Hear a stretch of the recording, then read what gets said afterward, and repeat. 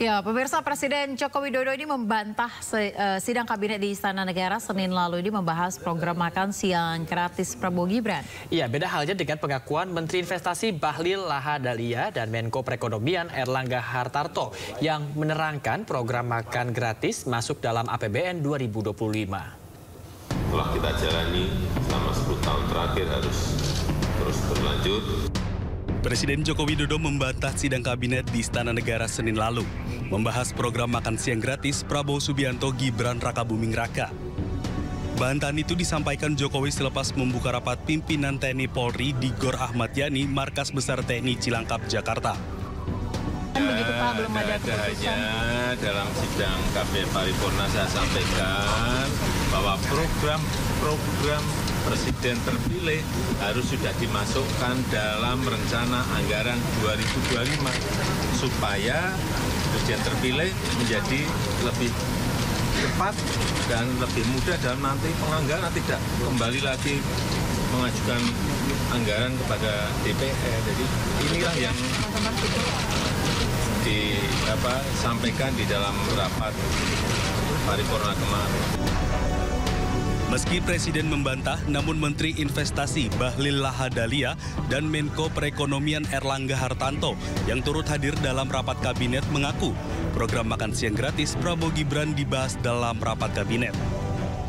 Membahas tentang program-program prioritas Pak Prabowo, termasuk dalamnya adalah makan siang tahap awal.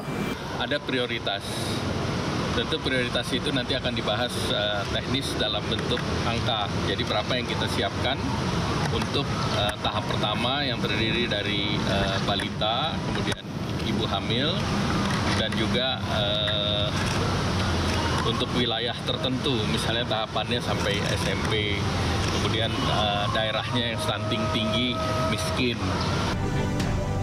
Hingga saat ini, proses perhitungan suara oleh KPU masih berlangsung. Namun, program makan siang gratis Prabowo Gibran sudah masuk dalam APBN 2025. Tim Liputan iNews melaporkan. Pemirsa, Prabowo Subianto mendapatkan kenaikan pangkat kehormatan menjadi jenderal oleh Presiden Joko Widodo.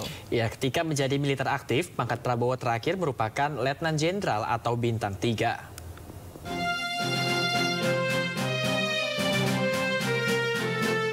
Dihadiri sejumlah menteri dan perwakilan DPR, penyematan jenderal kehormatan kepada Prabowo Subianto dilaksanakan di Markas Besar TNI di Cilangkap, Jakarta.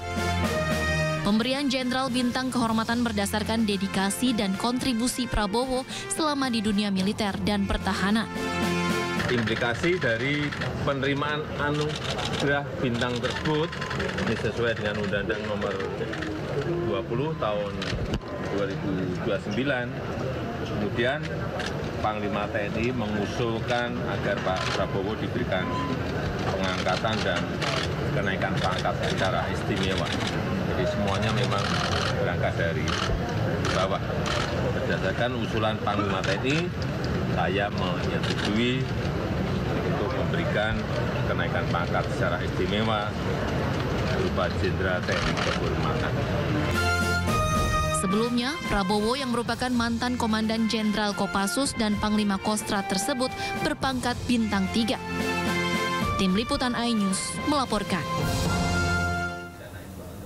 Ya, pemirsa, Wakil Presiden Ma'ruf Amin menghadiri dialog lintas agama yang digelar di Universitas Victoria Wellington, Selandia Baru. Dalam pemaparannya, pemirsa, Wapres menyatakan Indonesia dan Selandia Baru ini mempunyai kesamaan terkait tingginya penghormatan terhadap keragaman, termasuk perbedaan agama.